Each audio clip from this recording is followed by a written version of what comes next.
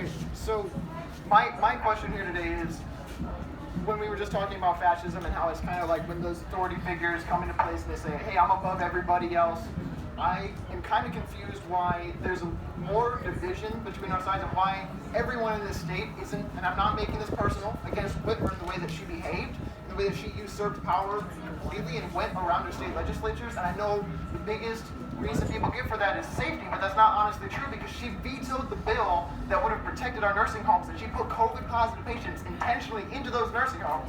So I don't want to hear the excuse of safety. Like, no, I'm not trying to be rude, but I want to understand why everyone isn't united about this. When we talk about fascism, we only look at the federal level, and like they were saying, like we need to look at the state level too. Yeah. So why are we not all like, yeah, we need to show that that's not acceptable under any circumstances to avoid working with people. I know how to paraphrase your question. So what he just said is that our Supreme Court on October 2nd ruled that Governor Gretchen Whitmer, what she had been doing and the law that she was using was ruled in fact unconstitutional. And what he's asking both debaters here to answer is, why do you think we're not united against the tyranny that we saw obviously coming from the governor? Yes. Yes. Yeah, to paraphrase in the broader spectrum, how do our leaders who are supposed to be working for us use their power appropriately? I think it's the bigger question. So 1 minute start. Well, There's it's legislation. mostly about why are we not united on this? Like, why is there division when we both see Yeah. fascist action? How do we Why unite are we against excusing- improper action and authority? Right. I think the problem why a majority of things like that keeps getting kind of swept under the rug or made to be a part of a party is because the majority of people are not trying to understand and listen to each other. That's the bottom line. Both parties, there's Republican governors that have gone against our legislation and got in trouble recently as well. And our governor, there's been multiple. It's a bipartisan thing. Fascism exists amongst the political leaders, unfortunately. And we allow it because we're not listening. We're looking at the divisions and clinging to sides. And it's just not working. So we need to stop this whole elitism and this whole bow down to the queen and king mentality and see that government workers 10 seconds. work for us. We are their boss. Yeah, absolutely. Sure. Got to get them to figure that out. Yeah. All right, Adam. 1 minute starting right now.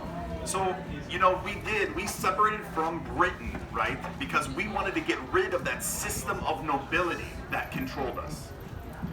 That is what the difference was. They had the nobles, and then you had the commoners, right? You had the lowly peasants that had to work for all of those property and business owners.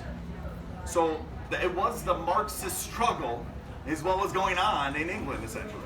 They came and fought so that they could be free. But what we have today is, again, that separation of the nobles, the people that get elected and they get to be a part of our system of governance and all the things that they get to do. So why do we not bond together? It's because that division constantly wants us lowly people here to be a part of that. They think we as society, we want to be famous, right? We want to be a celebrity. We want to be that idolized person, that higher level, right? But that's not where we're supposed to be. And then just to follow up with 1 minute from each person, taking that in mind, how do we unite and move forward from today? Get rid of the mainstream media. 1 minute now. We do this right here all the time. Yeah. We no longer have drumming sessions in the middle of sessions for either of our sides, or just to interrupt. That's why I said from the beginning of today that is not going to fix. If what we talk about is wanting unity, we cannot come to other people's events and cause disruption. That only causes anger and agitation. It creates more divide. Here. Yes. And so this right here is what causes it to change.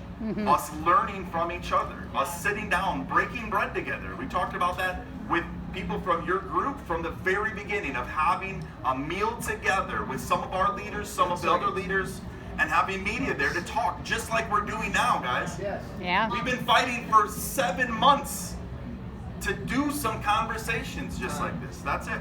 Can I say something real quick? It's just interesting how you said breaking bread together when we're getting kind of close to the Thanksgiving season, which is attempted to break bread with everybody. So it's just, what are we thankful for? Yeah. Moments like this where we can come together. Okay, 1 minute Thank you. starting right now. As a Native person, I'm anti-Thanksgiving. It's a misrepresentation of teaching in the educational school systems to dehumanize us. And if you notice, like people, like media and school books always say the Native Americans used to. And I'm like, what the fuck? I'm still here. Like, what? Some natives that, yeah. You What happened to know? the Lindelix girl? Yeah, well, I want to live off let's the stay land. focused here. What I'm saying is, many people wouldn't have, learned that, listened to me if they weren't in a peaceful state of mind. So, yes, the opposition against each other, the focus of opposition is counterproductive because it creates an energy that blocks everybody's listening part of their brain, and they're unable to bring in any kind of clear comprehension into their brain 10 seconds. when they feel in defense. We can't feel in defense and fighting each other. Like that puts you into like a traumatic state of mind. You're just gonna just fight. You're not gonna learn. It can cause PTSD, literally. So, All right. Let's get the last question. We're gonna have the last question. Then I'm going to propose something at the end of this debate. I have a proposal for both sides. But let's hear the last question. I think policy at the end of the day is what either makes or breaks the dialogue. Okay, now people are against Trump for whatever reason. What policies are you for or against that make him a fascist, make him whatever adjective you describe him as?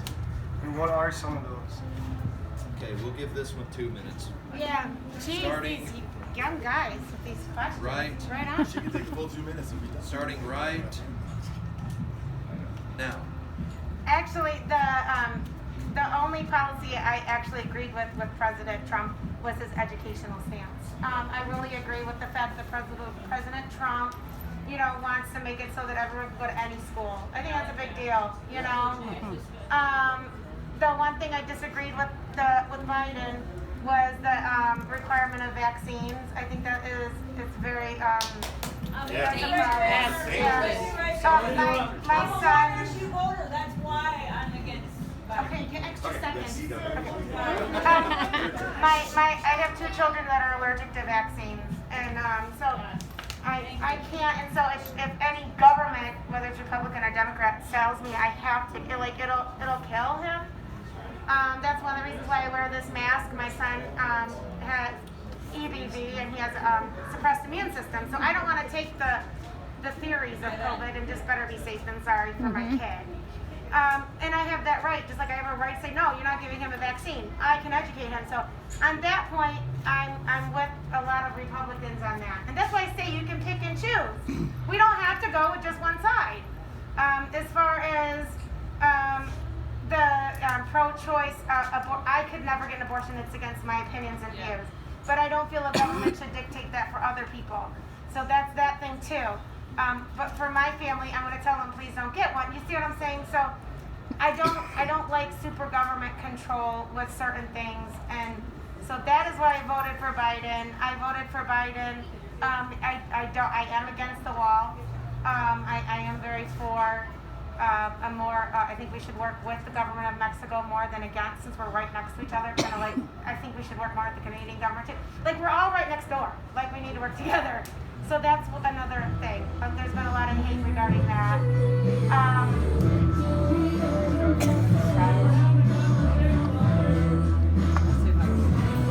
Looks like our conversation's all No, it's not. I am loud. Hey! That's not gonna help What either. is going on? Oh, you guys stay here. That's just making it worse too. I know, man. People like that don't help, guys.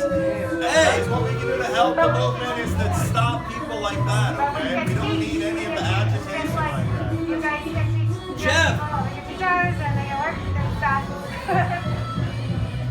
guys get noise. We're wrapping It's up. okay. We're almost done. Let them know we're wrapping up here. 2 minutes. We're wrapping It's up. okay. 5 minutes.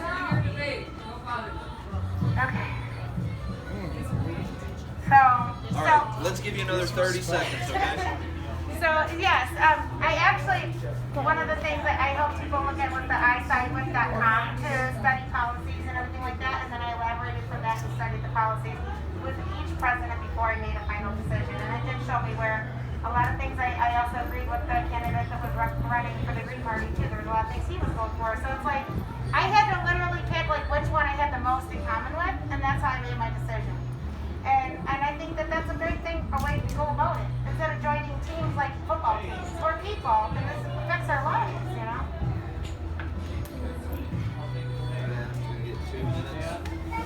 Starting right.